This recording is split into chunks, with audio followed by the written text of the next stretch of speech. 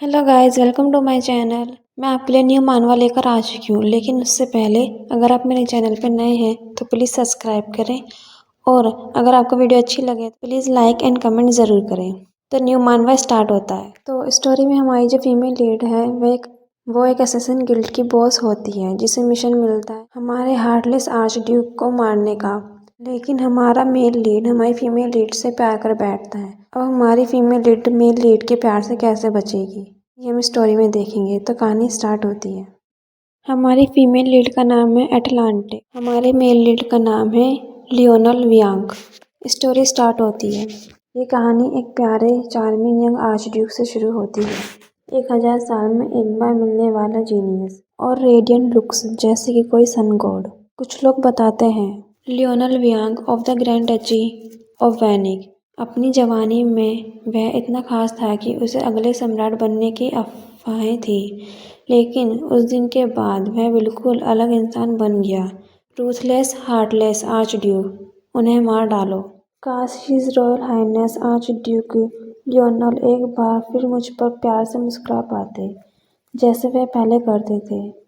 कोई किताब को बंद करते हुए कहता है, एक लेडी चाय पीते हुए कहती है, सोचना कि वह तानाशाह बचपन में मासूमियत से एक छोटी सी परी की तरह मुस्कुराता था। किसी से भी मिलकर ये सुनना काफ़ी हंसने वाला है। और क्या उन्हें मुझे ये नहीं बताना चाहिए कि उस दिन क्या हुआ था?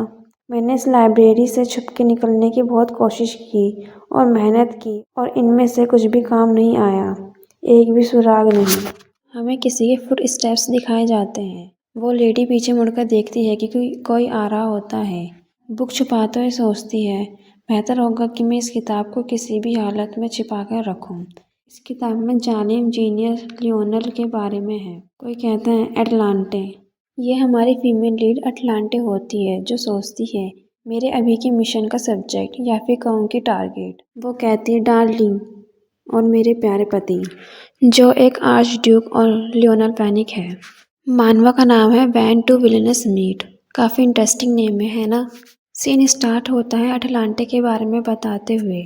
अटलांटे स्लम्स में आर्गो गैंग की लीडर के तौर पर जानी जाती है, लेकिन कुछ लोग उसे टीनी विलन भी कहते हैं। सीन पास्ट में छोटे अटलांटे के बचपन का दिखाया जाता है। मुझे बचपन में जंगल में छोड़ दिया गया था। मुझे खुद का ख्याल रखना सीखना पड़ा। जब मैं 11 साल की थी, मैंने अपने आधे दोस्तों के साथ किसी अपने को भी खो दिया। ऊंचे और ताकतवर लोगों की जंग ने छोटे अटलांटे इधर उधर आग में घूमते हुए, हाफते हुए, रोते हुए पिताजी को ढूंढती है। वो चिल्ला के कहती है, पिताजी आप ऐसे मुझे छोड़कर नहीं जा सकते। पिताजी। फादर कहते हैं, जब मैं चला जाऊं तो एक अच्छी लड़की बनना अटलांटे। अटलांटे बोलती है, उस दिन पहली बार मैंने किसी को मारा। जो बच्चे जंग की अफरा तफरी में बच गए थे, वो एक ड्रैग टैग बेंच थे, लेकिन मैंने उन्हें इकट्ठा किया और एक ऑर्गेनाइजेशन बनाया। हमने इस ऑर्गेनाइजेशन का नाम हीरोज़ के एक्सपीडिशंस पर रखा, आर्गो। नाम के बावजूद हमने हर तरह के काम किए। 15 साल के होने से पहले ही मैं एटलांटे, जो एम्पायर की नंबर 1 विलन बन गई थी। हमें एक सुंदर सा पैलेस दिखाया जाता है। एटलांटे बोर होते हुए कहते हैं, और अब मैं यहाँ फंस गई हूँ। मुझे पता है कि ये एक मिशन के लिए है, लेकिन ऐसा लगता है कि मैं बस इधर उधर आलस कर रही हूँ। मुझे अपने हथियारों की बहुत याद आती है। लियोनल आते हुए कहता है, डार्लिंग। एटलांटे मन में सोचती है, ये सब उस आर्चड्यूक की वजह से है। मुझे कॉल करना बंद करो, मैं एक बार में भी सुन सकती हूँ। पता नहीं वह मुझे हमेशा 2 बार क्यों बुलाता है। लियोनल कहता है, बात यह है कि मुझे तुम्हें कॉल करना पसंद है। तुम्हारा नाम और डार्लिंग कहना मुझे बहुत पसंद है। मैं इसे हमेशा कह सकता हूँ और कभी थक नहीं सकता। एटलांटे अजीब सा फेस बनाते हुए बोलती है, मैंने तुमसे कहा था कि वे शर्मनाक लाइनें बोलना बंद करो। क्या वह वास्तव में अत्याचारी है? इसमें कोई आश्चर्य नहीं है कि ऐसी रूमर्स हैं कि आर्चड्यूक अपने सही दिमाग में नहीं है। मुझे लगता है वो अपने राइट सेल्फ में नहीं है। ये सब उस एलेक्सर की वजह से है। The elixir of love. ये पोशन है जिसने जालिम लियोनल को एक पल में मुझसे प्यार करने पर मजबूर कर दिया। एक ऐसा आदमी जिससे मैं पहले कभी भी नहीं मिली थी, वह एक पल में मुझसे प्यार करने लगा। उसकी वजह से मैं ग्रैंड डची भी छोड़ कर नहीं जा सकती। ये बहुत दर्दनाक है। अगर मैं वापस पहले जैसे होना चाहती हूँ तो मुझे जल्दी से एक एंटीडोट बनाना होगा और मुझे जल्दी से अपना मिशन पूरा करना होगा। एटलांटे अपनी सोचों में गुम होती है और लियोनल उसे देखता है और बोलता है, वैसे क्या मैं तुम्हें थोड़ा बहुत पसंद आने लगा हूँ? एटलांटे कहती है, थोड़ा सा भी नहीं। लियोनल चाय का कप उठाते हुए कहता है, मुझे पता है कि मैं तुम्हें जल्द ही मेरे प्यार में डाल दूंगा। बाय द वे, वो मिशन। इतने में एटलांटे कहती है, तुम्हें मारना।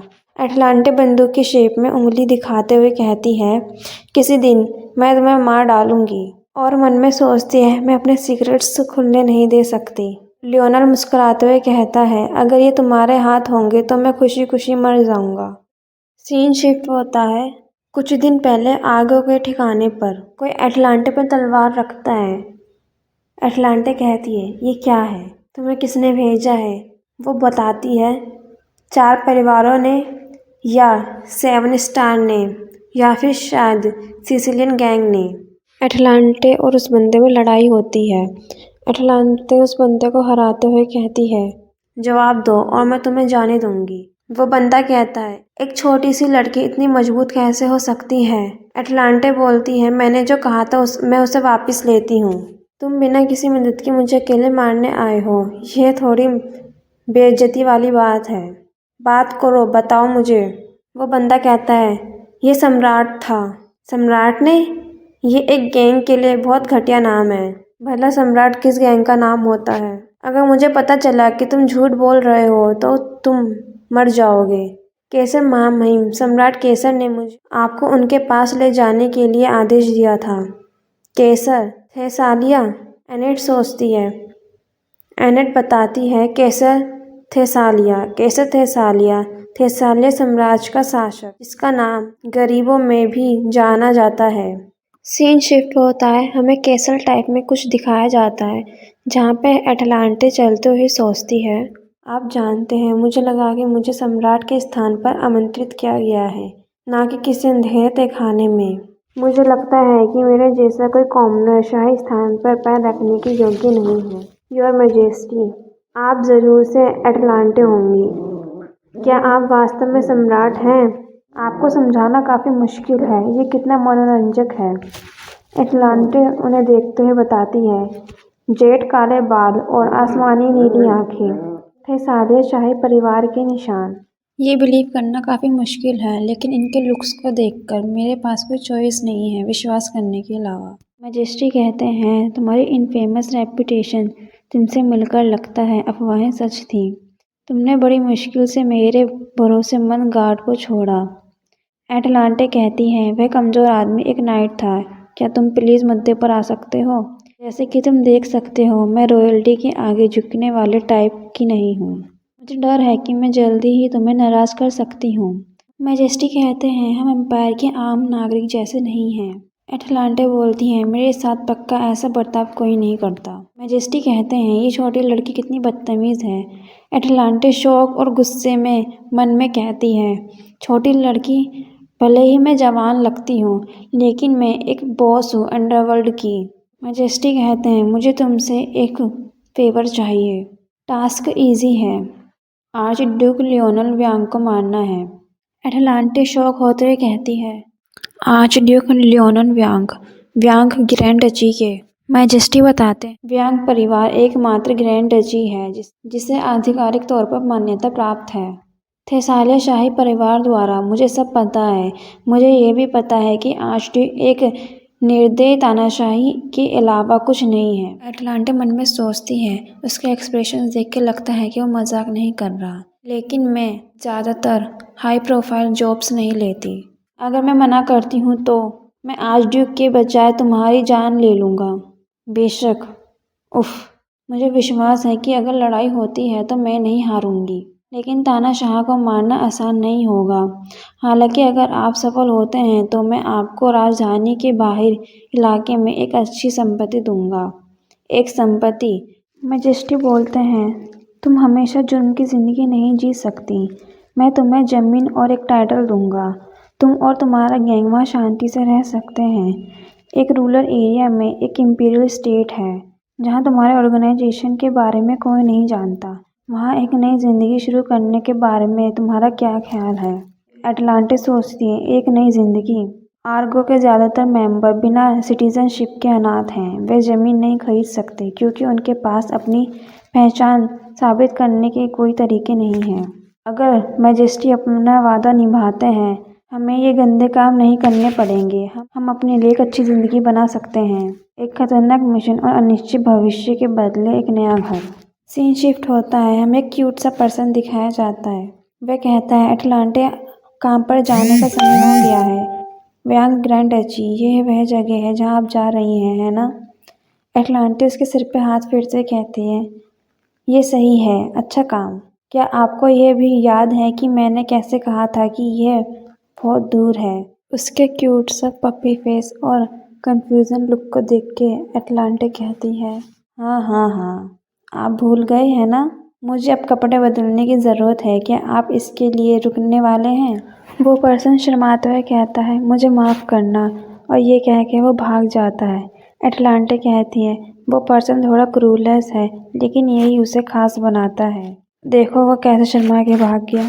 सीन शिफ्ट होता है और अटलांटे एक ड्रेस पकड़ के खड़ी होती है और आए भरते हुए कहती है, वह कहते हैं कि नोबल लोग बॉल्स और बैंक्वेट्स के लिए और भी फैंसी कपड़े खरीदते हैं और पहनते हैं। नॉवेल्स की तरह दिखावा बनाए रखना आसान नहीं होने वाला। अटलांटे तैयार होते हुए कहती है, वैसे भी मैं आज से ही शुरू कर रही हूँ, एक सप्ताह के लिए।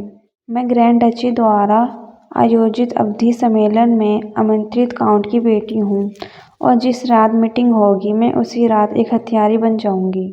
यूवी, डेवन, जेना, अभी मुझसे मिलने आओ। यस बॉस, मैं कैसी दिख रही हूँ? तुम बहुत अच्छी लग रही हो। यूवी, एक आर्गो ऑफिसर। इन छोटी छोटी बातों के लिए मुझे बुलाना बंद करो, ये बहुत दर्द भरा है। डेवन, एक आर्गो ऑफिसर, तुम बहुत खूबसूरत लग रही हो। अटलांटे, बिल्कुल किसी नोबल की बेटी की तरह। जेना, एक आर्गो ऑफिसर। डेवन कहता है, क्या तुम सच में जा रही हो? ये काम इतना इम्पोर्टेंट है कि तुम इसके बारे में हमें कुछ भी नहीं बता सकती। जेना गुर्राते हुए डेवन से कहती है, अगर तुम्हें पता चल भी जाए तो तुम क्या करोगे? अटलांटे उन दोनों से कहती है, तुम दोनों लड़ना बंद करो, तुम परिवार हो। दोनों चिल्लाते हुए कहते हैं, क्या तुम्हें पता भी है ये कितना अनोइंग है? सेम डे पे जन्म लेना, इसकी परवाह कौन ही करता है? अटलांटे हाथ हिलाते हुए कहती है, अगर मैंने तुम्हें फिर मेरे आसपास लड़ते हुए देखा तो मैं तुम्हें एक कमरा साझा करने के लिए कहूँगी। ये बात सुन के तो वो दोनों घबरा ही जाते हैं। अटलांटे जारी रखते हुए कहती है, वैसे भी जब मैं चली जाऊँ तो अपना गार्ड डाउन मत करना, अन्य गैंगों पर भी नजर रखना। जेना कहती है, जो कि तुम नौकरी की बात कर ही रही हो तो तुम बहुत दूर हो, तो वेतन अच्छा होना चाहिए, है ना? अमीर आम लोग हमारे साथ सस्ते काम करने वाले लड़कों की तरह व्यवहार करते हैं ताकि हम कभी भी पैसा ना बचा सकें। अरे ये सच है कि क्यों ना अमीरों के अनुरोधों को भी स्वीकार कर लिया जाए। अटलांटे गुस्से में कहती है, अपना मुंह बंद रखो। क्या तुम भूल गई हो अमीरों ने हमारे जैसे लोगों के साथ क्या किया था? सॉरी बॉस, वह सिर्फ एक विचार था, सॉरी। अटलांटे शांत होते और हंसते हुए कहती है, इस बारे में जोक भी मत करो। अच्छा, मैं तुम्हें अब ये बता दूं कि हम बहुत समय तक एक दूसरे को नहीं देख पाएंगे। फिर कुछ सोचती है अटलांटे और बाहर जाते हुए बोलती है, लगता है अब समय हो गया। ठीक है, मैं जा रही हूँ, और हाथ हिलाते हुए कहती है सबको अलविदा करते हुए, जब मैं जाऊँ तो किले को संभाल के रखना। तानाशाह आर्चड्यूक को मारने जा रही हूँ। सीन शिफ्ट होता है और हमें जंगल में एक कैरेज को चलता हुआ दिखाया जाता है। उस कैरेज में अटलांटे बैठी होती है। कोई अटलांटे को घूरते हुए बोलता है, वह छोटी सी चीज आर्गो की बॉस है। वैसे ड्रेस उसे और भी ज्यादा रोल के लायक बनाती है। वो पर्सन पहले की बात सोचता है जब उसे एक लेटर मिलता है। लेटर पढ़ते हुए वो बोलता है, क्या अटलांटे, तुम्हारा मतलब आर्गो की ऑर्गेनाइजेशन वाली अटलांटे। तुम आर्गो के बॉस अटलांटे के साथ ग्रैंड डची के समय समय पर होने वाले सम्मेलन में शामिल होगे। एक हफ्ते तक तुम उसके भाई बनकर रहोगे और साथ में यात्रा करोगे। वो पर्सन गुस्सा होते हुए कहता है, सिंसियरली एम्परर कैसे थे सेलिया, मुझे उसके साथ यात्रा क्यों करनी है? इसके लिए कोई अच्छा कारण होना चाहिए। एक कॉमनर के साथ यात्रा करना, क्या वह सोचते हैं कि वह एक कुलीन है? मुझे उस लेडी को उसकी जगह पर रखने की ज़रूरत है। वो पर्सन अटलांटे से कहता है, अरे मैंने सुना है कि तुम्हारी पीठ पे एक बड़ा टैटू है। मैं चाहता हूँ कि तुम मुझे उसे दिखाओ। अटलांटे मुंह फेरते हुए कहती है, कोई मौका नहीं, मैं तुम्हें नहीं दिखाऊंगी। वो पर्सन गुस्से में कहता है, तुमने क्या कहा? एक साधारण व्यक्ति की हिम्मत कैसे हुई मुझसे इतने अपमानजनक तरीके से बात करने की, एक कुलीन व्यक्ति के बारे में जिसने तुम्हें पाल पोसा। एटलांटे भी गुस्सा होते हुए कहती है, देखो बोल भी कौन रहा है, एक काउंट का बेटा जिसमें इतनी हिम्मत भी नहीं है कि वो मुझे आर्गो का हेड बोल सके। वो पर्सन गुस्से में कहता है, हे यू, तुम्हें किसने पाला पोसा? एटलांटे मुंह बनाते हुए कहती है, हाँ जैसा बाप वैसा बेटा। पिट्रोसेरा, पिट्रोसेरा इनका टाइटल होता है, ठीक है, बहुत अजीब है ना। खैर, एटलांटे आगे बोलती है, तुम वास्तव में सभी बुरे तरीकों से अपने पिता की तरह हो। वो गुस्से में कहता है, क्या? एटलांटे जारी रखते हुए कहती है, तुम्हें पता है कि तुम्हारे पिता ने कुछ बहुत ही कीमती चीज खो दी है ना? हाँ, वह मैं था। गाइस सॉरी, पिट्रोसेरा इस पर्सन का नाम था। पीटरोस शॉक होते हुए सोचता है अपने फादर के बारे में। एटलांटे हंसते हुए कहती है, वाह, व्यांग स्टेट तक पहुंचने में लगभग 5 दिन लगते हैं। इस बीच तुम सबसे अच्छा एंटरटेनमेंट होंगे। पिटरो तो उसकी बातें सुनकर कपकपा नहीं लगता है। सीन शिफ्ट होता है, हमें दिखाए जाते हैं कुछ मेट्स और शायद ये बटलर है जो कहते हैं, वेलकम लॉर्ड एंड लेडी सहरा, प्लीज आप इस तरफ आइए। पिटरो नीचे उतरते हुए हाथ बढ़ाते हुए कहता है, मालविया। गाइस, मालविया हमारे अटलांटे का नया नाम है। मालविया, क्या मैं ऑफर कर सकता हूँ? हाँ, मेरा मतलब कि तुम मेरा हाथ थाम लो। एटलांटे हाथ पकड़ते हुए और उतरते हुए कहती है, थैंक यू ब्रदर। पिटरो एटलांटे के पास विस्पर करते हुए कहता है, जैसे कि मैंने पहले कहा था कि पीरियोडिकल कॉन्फ्रेंस के बाद एक बैंकेट होगा, मुझे पता है। मैं बैंकेट में शामिल नहीं होंगी, इसलिए ब्रदर मुझे मत ढूंढना, मुझे अपना काम करना है, ठीक है? इन दोनों को इस तरह से देखकर बटलर कंफ्यूजन सा लुक देता है। सीन शिफ्ट होता है रात में। आग में कोई ड्रेस फेंकता है, ये हमारी अटलांटे होती है जिसने अपने असैसन वाली ड्रेस पहन ली होती है। वो पहले की बात सोचती है जब पिट्रो ने उससे कहा था, आर्च ड्यूक वह एम्परर से भी ज्यादा डरावना है, मेरा मतलब है। और फिर एटलांटे एम्परर की बातें सोचती है जब एम्परर ने कहा था, जैसे कि आप जानते हैं कि अगर आर्च ड्यूक की हत्या हो जाती है तो व्यांग परिवार चुपचाप नहीं बैठेगा। जो लोग इस बारे में जानते हैं उनके लिए ये अच्छा है। प्रेजेंट में अटलांटे सोचती है, मुझे सम्राट पसंद नहीं है लेकिन वे सही हैं। अगर हालात बिगड़ते हैं तो मैं पूरी जिम्मेदारी लूंगी। मैं अपने परिवार की रक्षा करूंगी, चाहे कुछ भी हो जाए। अटलांटे खिड़की खोलती है और बाहर कूद जाती है। बाहर काफी अंधेरा होता है। अटलांटे सोचती है, उसे यहीं कहीं आसपास होना चाहिए था। हाँ, वो ये रहा। हमें एक घर सा दिखाया जाता है जिसका गेट खोल के अटलांटे अंदर जाती है और बताती है कि वो सीक्रेट पैसेज यहीं कहीं होना चाहिए। उसे वो सीक्रेट पैसेज मिल भी जाता है। उसे एटलांटे उस पैसेज के अंदर जाते हुए सोचती है, भले ही ग्रैंड डची और एम्पायर की जड़ें एक ही हों, फिर भी वे अलग अलग देश हैं। अब सम्राट को इस सीक्रेट पैसेज के बारे में कैसे पता है? कुछ तो है जो मुझे पता नहीं है। ये आर्चड्यूक का चैम्बर है। उफ, इसमें से शराब की बदबू आ रही है। एटलांटे उसे देखते हुए बताती है, ये आदमी सच में लियोनल व्यांग है। वह सच में उतना ही हैंडसम है जितना लोग कहते हैं। उस जैसे किसी को खोना एक नेशनल ट्रेजेडी होगी। हाँ, ये सही है, टेक्निकली देखें तो ये एक रॉयल्टी है। लेकिन लियोनल आँख खोलते हुए कहता है, वहाँ कौन है? एटलांटे चाकू उठाते हुए कहती है, तुम्हें मरना होगा, और चाकू मार देती है। हमें दिखाते हैं कि लियोनल खून की खांसी कर रहा होता है। एटलांटे सॉरी फील करते हुए कहती है, I am sorry your highness. और हमें दिखाया जाता है लियोनल का हाथ खून से लथपथ बिस्तर पे पड़ा होता है। एटलांटे सोचती है, क्या वह मर गया? और मन में कहती है, हाँ, अब मैं जा सकती हूँ, मैंने अपना काम पूरा किया। अभी एकदम से आर्चड्यूक अपने चेहरे से खून साफ करते हुए कहता है, ये तुमने किया है? बता, तुम्हें किसने भेजा है? एटलांटे मन में सोचती है, मैंने उसके दिल में चाकू मारा था। लियोनल बोलता है, क्या बकवास है, तुम मुझे मारने के लिए पूरी तरह तैयार लग रही थी।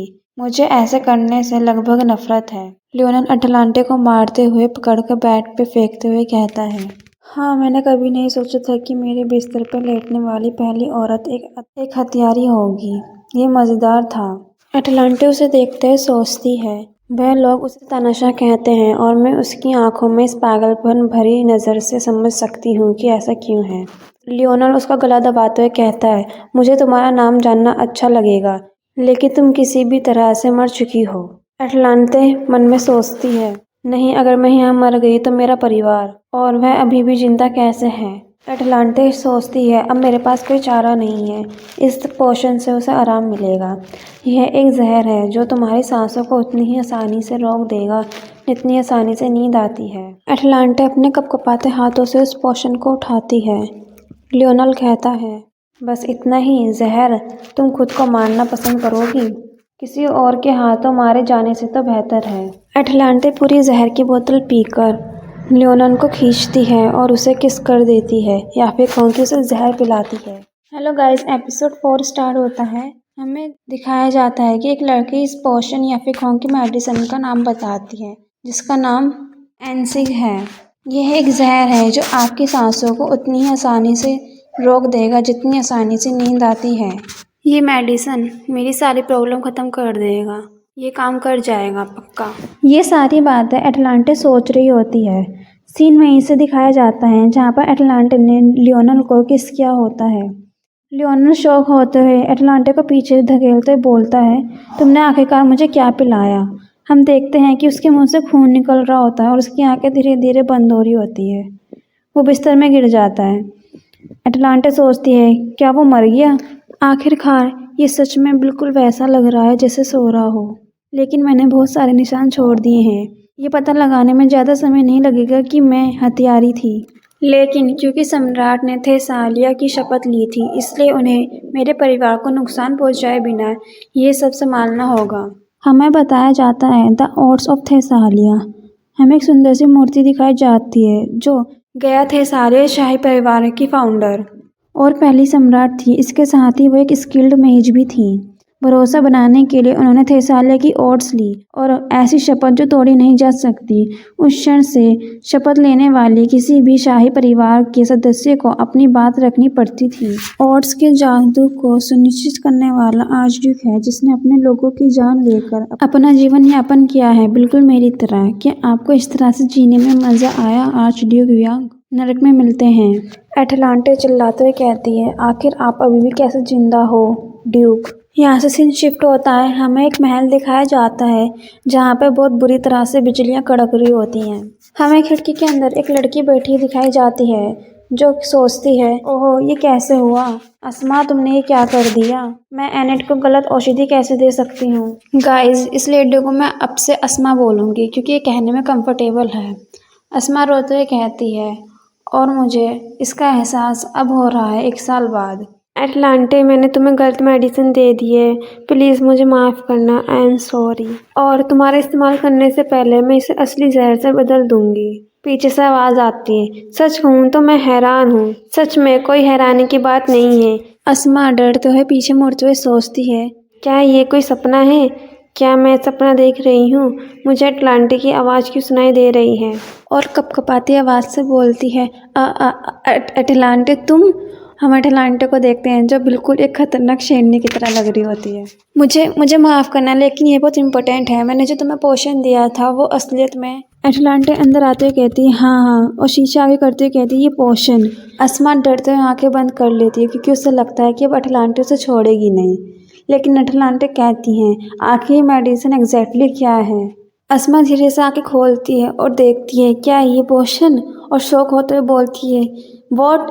क्या ये किसी ने पिया तो नहीं? अटलांटे काम डाउन करते हुए बोलती है, साफ साफ बोलो, मैं तुम्हें मारने वाली नहीं हूँ। अस्मा घबराते हुए बोलती है, क्या किसी ने ये पोशन पिया है? अटलांटे कहती है, लेडी एविटा, तुम अचानक क्यों रो रही हो? मैंने इसे बनाने में बहुत मेहनत की थी। हमें बताया जाता है काउंट एविटा की एक बेटी अस्मा एविटा अपने मासूम शक्ल के बावजूद वे शांत और एक काबिल फार्मासिस्ट है।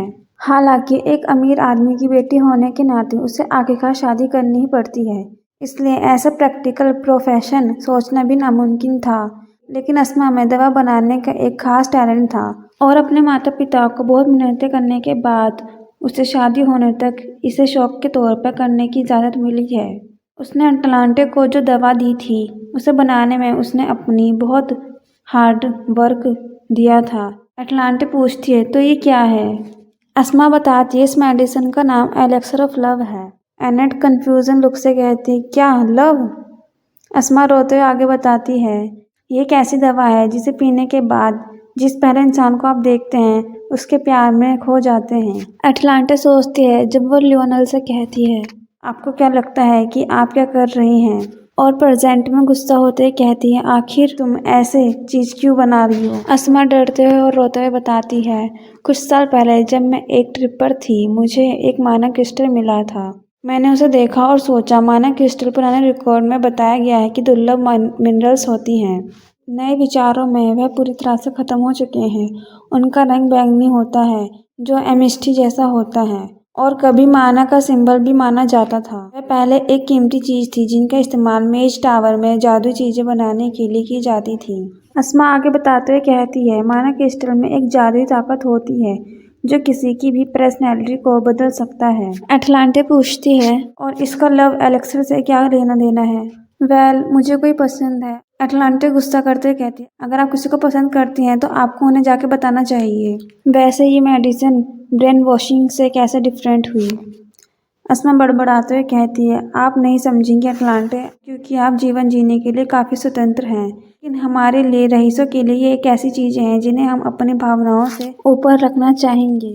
अटलांटे गुस्से से कहती है, क्या आप ओहो, तो क्या अब आप मुझे इसलिए नीचा दिखा रहे हैं क्योंकि अब मैं एक कॉमनर हूँ? अस्मा घबराते हुए कहती है, नहीं नहीं, आपने तो मेरी जान बचाई है। मैं केवल आपको बस कुछ देना चाहती थी, इसलिए मैंने जहर देकर कुछ चुकाने की कोशिश कर रही थी, लेकिन उस दिन मैं भ्रमित हो गई थी। अटलांटे अपने आप को शांत करवाते हुए कहती है, वह कहते हैं कि रईसों के बारे में चिंता करने से ज़्यादा महत्वपूर्ण कुछ नहीं है, लेकिन मुझे लगता है कि उसके जैसा ठंडा दिल वाला आदमी भी माना क्रिस्टल शक्ति से प्रभावित हो सकता है। सीन वहीं से शिफ्ट होता है जहाँ अटलांटे कहती है, आखिरकार आप अभी भी कैसे जिंदा हो सकते हैं?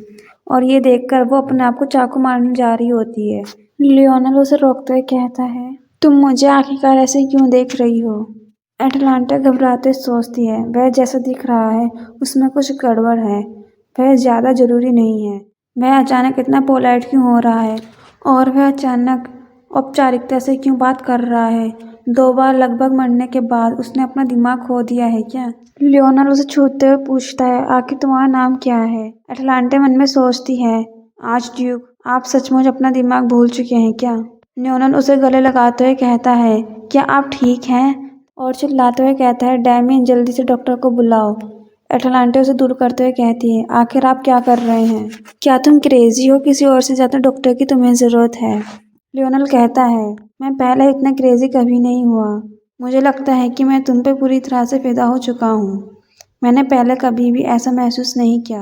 अटलांटे ये सब बातें सोचकर अपना सिर हिलाते हुए बोलती हैं, तो फिर बताओ, इस मेडिसिन का असर कब तक रहेगा? अस्मा बताती है, ये तब तक रहता है जब तक वह मर नहीं जाता। अटलांटे घबराते हुए बोलती है, तुम्हारा क्या मतलब है? अस्मा आगे बताती है, मैंने शुरुआत से ही ज़्यादा माना क्रिस्टल का इस्तेमाल किया। जब तक उनका दिल धड़क रहा है वो आपको प्यार करेंगे। और क्या मैं पूछ सकती हूँ कि औषधि किसने पी है? अटलांटे जाते हुए बोलती है, दुनिया के सबसे क्रूर, तानाशाह और पागल इंसान को। सीन शिफ्ट होता है और हमें आर्चड्यूक का महल दिखाया जाता है। लियोनल सोचता है, जब अटलांटे जा रही थी तो उसने क्या कहा था, मैं आपको अपना नाम क्यों बताऊं? लियोनल आगे सोचता है, मैं बिलीव नहीं कर सकता कि वो कितनी जल्दी चली गई। जरूर उसे कोई ज़रूरी काम होगा। हमें एक पर्सन दिखाया जाता है जो कहता है, योर हाइनेस, क्या आप ठीक हैं? लेकिन लियोनल कहता है, पेरल कोई है जिसे मुझे ढूंढना होगा। हमें इस पर्सन का नाम बताया जाता है जो पेरल है। पेरल कहता है, क्या ढूंढना होगा? आखिर वो कौन है? लियोनल स्माइल करते हुए बोलता है, वेल, वो पर्सन मेरी होने वाली ग्रैंड डचीज है। सीन शिफ्ट होता है और हमें एक घर दिखाया जाता है जहाँ पे कोई आवाज़ मारता है, यूफ़ी। हम देखते हैं ये जेना होती है जो यूफ़ी को उठाते हुए कहती है, मैंने तुमसे कहा था ना कि यहाँ पर मत आना। लेकिन यूफ़ी उदास होते हुए कहता है, एटलांटे कब वापस आ रही है? वह कल या परसों आ जाएगी।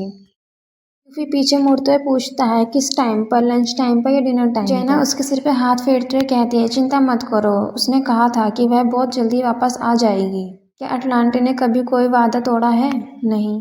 जैना स्माइल करते हुए कहती है तो तुम्हें भी अपना वादा निभाना चाहिए यूफी। याद रखना जब तुमने बॉस से उसके कमरे में जबरदस्ती ना घुसने का वादा किया था। हम यूफी और जैना को देखते हैं जिसे कुछ बातें सुनाई दे रही होती हैं। यूफी भागता हुआ बाहर जाता है और अटलांटे चिल्लाता है। हम अटलांटे को देखते हैं जो वहाँ से भागकर अपने हेड आउट आ चुकी होती है। जैना मुस्कुराते हुए कुछ कहती है गाइज मुझे समझ नहीं आ रहा इसका क्या मतलब है। इसका शायद से गाइज मतलब होगा। यूफी भागता हुआ जाता है और अटलांटे से कहता है कि अटलांटे मुझे तुम्हारी बहुत याद आई। अटलांटे कहती है यूफी हाँ हाँ तुम कैसे हो, मैं सांस नहीं ले पा रही, मुझे छोड़ो। लेकिन डेवियन कहता है बेटा सेकंड, अटलांटे जो तुमने अभी कहा फिर से कहो। डेवियन परेशान होते हुए कहता है तुमने कहा कि हम ठिकाना छोड़ दें। ये बात सुन के तो अटलांटे दुखी होती है पर यूफी फ्रीज हो जाता है और अटलांटे बोलती है कि मैं अपने मिशन में फेल हो गई। ये बात सुन के तो आर्गो के सारे मेंबर शॉक ही हो जाते हैं। अटलांटे आगे बताती है क्लाइंट मेरे पीछे आने की कोशिश करेगा और तुम सब भी खतरे में पड़ सकते हो। डेविन बोलता है लेकिन हम तो सिर्फ कॉमनर्स का काम लेते हैं, तो ऐसा कौन है जो हमें नुकसान पहुंचाना चाहेगा। अटलांटे परेशान होते हुए कहती है वह कोई कॉमनर नहीं है और सीरियस होकर बोलती है मैं तुम्हें अभी सारी डिटेल्स नहीं दे सकती, तुम्हें बस मुझ पर भरोसा करना होगा और खुद को सुरक्षित जगह पर ले जाना होगा। हम 3 टीमों में चलेंगे, जैना, यूफी, डेवियन और मिया। गाइस वैसे तो उसने 3 टीम्स कही थी पर इसमें उसने 4 नाम लिए हैं। ठीक है, बैक टू द स्टोरी। अटलांटे आगे बताती है चलो हम 1 महीने में फेल किंगडम की राजधानी में मिलते हैं। डेवियन करता है और सिर खुजाते हुए कहता है ठीक है, लेकिन आपको फेल किंगडम में मिलने पर हमें सब कुछ बताना होगा। आप इसका वादा करती हो? अटलांटे कहती है मैं समझ गई। इस ब्लैक हेयर वाली लड़की का नाम मिया है। मिया चिंता करते हुए कहती है बॉस आप अपना ख्याल रखना। अटलांटे बोलती है और आप भी मिया और जैना, और आप सभी सुरक्षित रहना।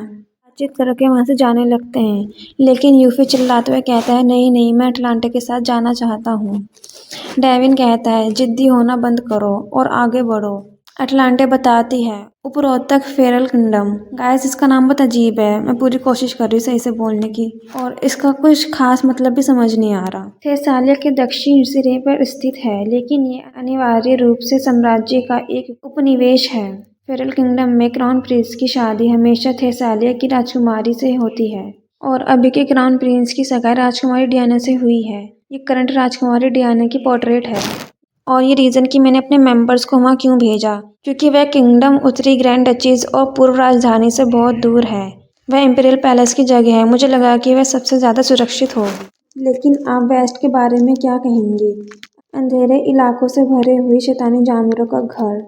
सैकड़ों साल पहले एम्पायर शैतानी जानवरों से परेशान था, लेकिन राजकुमारी एरियाडीनी थेसालिया ने, जो पहले व्यांग ग्रैंड की फाउंडर थी, उन्होंने पूरे वेस्ट से डेमोनिक बीस्ट को भगा दिया। उन्होंने ये कैसे किया इसका कोई पक्का रिकॉर्ड नहीं है, लेकिन ये बात सच है कि उसके बाद कोई भी डेमोनिक बीस्ट नहीं दिखा। ये उनकी कामयाबी का सबूत था और मैं ठीक वहीं जा रही हूँ। ये खतरनाक है लेकिन ये अकेली ऐसी जगह है जो सबसे काफी दूर है। यूफी अटलांटिक को कुछ देता है और कहता है मैं तुम्हारे साथ जाना चाहता हूँ, लेकिन अगर मैं सच में नहीं जा सकता तो कम से कम ये ले लो। अटलांटे शौक होते हुए कहती है क्या ये आर्टिफैक्ट नहीं है? ये तुम्हें कहाँ से मिला, क्योंकि ये तो बहुत रेयर होता है ना। यूफी कहता है और कहाँ से, और बड़ी सी स्माइल के साथ थम्स अप दिखाते हुए कहता है मैंने इसे चुराया है। Guys really I am sorry पर मेरी जो पपीज़ है ना ये बहुत ज़्यादा शोर कर रहे हैं, तो प्लीज़ एडजस्ट कर लेना। ये बात सुन के अटलांटे एक प्यारी सी स्माइल करती है और अपने ऊपर प्राउड करती है। पता नहीं क्यों अपने ऊपर प्राउड करती है, मुझे लगता है शायद वो उनकी बॉस है ना इसलिए। और कहती है हाँ यूफी तुम हमारे साथ ज़्यादा समय से नहीं हो, लेकिन तुम पहले से ही एक नेचुरल इंसान हो। हालांकि मैं थोड़ी शेड्यूल से पीछे हूँ क्योंकि तुम मेरे साथ आने की जिद करते रहे। सीन शिफ्ट होता है और हमें सैराज का मेंशन दिखाया जाता है। वहाँ पे कुछ चाय भी रखी होती हैं। हम देखते हैं कि पिट्रो सेरा एक अजीब सी सिचुएशन में बैठा होता है। हम देखते हैं कि आर्च ड्यूक लियोनल व्यांग उसके सामने बैठे होते हैं और चाय पी रहे होते हैं। पीटर कहता है जब मैंने सुना कि आप रॉयल हाइनेस कैपिटल आ रहे हैं तो मुझे उम्मीद नहीं थी कि आप हमारे स्टेट आएंगे। लियोनल कहता है, तुम ज़हरा के बेटे हो ना? मुझे याद है कि तुम ग्रैंड डची में पीरियोडिक कॉन्फ्रेंस में गए थे। पिट्रो घबराते हुए सोचता है, ये क्या है? क्या मैंने कुछ गलत किया है? लियोनल एक पोस्टर आगे बढ़ाते हुए कहता है, क्या तुम इस पोस्टर पर जो औरत है तुम उसे जानते हो? हाँ, ये तो अटलांटे है। और शौक होते हुए सोचता है, उसने उसने तो कहा था उसे खुद ही सब कुछ संभालना है, लेकिन उसने ऐसा क्या किया कि आर्चड्यूक यहाँ आ गए हैं और वो वांटेड पोस्टर पे क्यों हैं? पिट्रो आर्चड्यूक को देखते हुए सोचता है, वह इस एम्पायर की कोई बदनाम क्रिमिनल नहीं है। एटलांटे अंडरग्राउंड आर्गो ऑर्गेनाइजेशन की लीडर है। वह कोई ऐसी नहीं है जिसमें रॉयल हाइनेस को दिलचस्पी हो। हम लियोनल को देखते हैं जो स्माइल करते हुए कहता है, एटलांटे, हाँ, ये बहुत सुंदर नाम है। ये सब चीज़ें देखकर और बातें सुनकर पिट्रो तो शौक होते हुए बस एक ही चीज़ सोचता है, क्या प्रिटी? लियोनल पूछता है, क्या आप उससे मिले हैं? नहीं, कभी नहीं। वह कोई बदनाम क्रिमिनल नहीं है जो नोबल को टारगेट करती है। कोई भी रही जो उससे मिला हो बिना किसी नुकसान के नहीं बचा। मैं समझ गया। योर हाइनेस, क्या मैं पूछ सकता हूँ कि आप अचानक एम्पायर में क्यों आए हैं? ओहो, कोई ज़रूरी बात नहीं है। मुझे शक है ये पहली बार होगा जब आज ड्यूक एम्पायर आए हैं बिना किसी खास मौके के। लियोनल स्टाइल से कहता है, मैं बस अपनी फ्यूचर आर्च डचिस को ढूंढ रहा हूँ। और बेचारा पिट्रो ये सुनकर तो बस शौक ही हो सकता था और कहता है, क्या आर्च डचिस? ये खबर कि आर्चड्यूक अपनी होने वाली दुल्हन को ढूंढ रहे हैं पूरे साम्राज्य में जंगल की आग की तरह फैल गई। उसी समय किसी और कोई ये वांटेड पोस्टर देख रहा था। ये हमारी अटलांटे होती है जो गुस्से से चिल्लाते हुए कहती है, वो कमीना एम्परर। ये कहकर वो अपना मुंह बंद कर लेती है और पीछे मुड़ते हुए देखती है, कोई उसे देख या सुन तो नहीं रहा, और गुस्से से उस पेपर को मोड़ते हुए कहती है, वो बदमाश, मैं यहाँ तक आई हूँ फिर भी राजधानी में इतनी दूर तक ये वांटेड पोस्टर लगे हैं। सम्राट कभी थकता नहीं है ना? खैर, अगर मैं सम्राट होती तो मैं भी उतनी ही हताश होती। अगर ये बात फैल गई कि मैंने आज ड्यूक वियांग की हत्या में उसका साथ दिया है तो चुनाव अकल्पनीय होगा। आर्गो के बॉस, लाल बाल और बैंगनी आंखें, wanted Atlante, charges murder and robbery. ये सब पढ़कर एटलांटे उस पोस्टर को अपनी जेब में रखते हुए सोचती है, अच्छी बात है कि पश्चिमी लोग अधिकांश पढ़ नहीं सकते, वह एक बड़ा इनाम भी है। और अपने आप को कवर करते सोचती है, जब मैं इस गांव से आगे निकल जाऊंगी तो वह एक निर्जन जंगल होना चाहिए। आसपास पूछूं क्या? फिर मैं वहाँ आसानी से सांस ले सकती हूँ। अरे तुम वहाँ हो, कोई कहता है, तुम यहाँ के आसपास की नहीं हो, है ना? क्या तुम यात्रा कर रही हो? एटलांटे डरते सोचती है, बकवास, मैं पहले ही एक नंबर मोस्ट वांटेड भगोड़ी हूँ और अंडरवर्ल्ड के बॉस में मैं पकड़ी जा चुकी हूँ। हाँ, मैं हूँ, कुछ रिश्तेदारों से मिलने उत्तर की ओर आई थी। अकेले? नहीं, मेरे माता पिता एक सराय में रुके हैं। वे रास्ते में मिस मीगेन की सराय में हैं। मुझे वेस्टर्न इलाके में आए हुए काफ़ी समय हो गया है, इसलिए मैं बस अकेले ही इधर उधर घूम रही थी। ये सुन के वो आदमी कुछ सोच रहा होता है, पर हमारी एटलांटे मन में सोचती है, प्लीज़ बस चले जाओ यहाँ से। मैं आर्चड्यूक जैसी नहीं हूँ जो किसी को भी बिना किसी रीज़न के मारती फिरूँ। रुको, भला मैं उस आदमी के बारे में क्यों सोच रही हूँ? लेकिन तुमने अपना हुड ऊपर क्यों किया हुआ है? इसे नीचे करो। और ये कहकर उसकी तरफ हाथ बढ़ाता है। एटलांटे को तो कुछ समझ ही नहीं आता। गाइस, लेट एपिसोड के लिए रियली आई एम सॉरी, पर मेरी तबीयत ख़राब हो गई थी तो इस वजह से मेरा एपिसोड ये वाला लेट हो गया है। पर अगली बार से मैं कोशिश करूँगी कि जल्दी से जल्दी अपलोड कर सकूँ। अगर वीडियो अच्छी लगे तो प्लीज़ लाइक ज़रूर करना।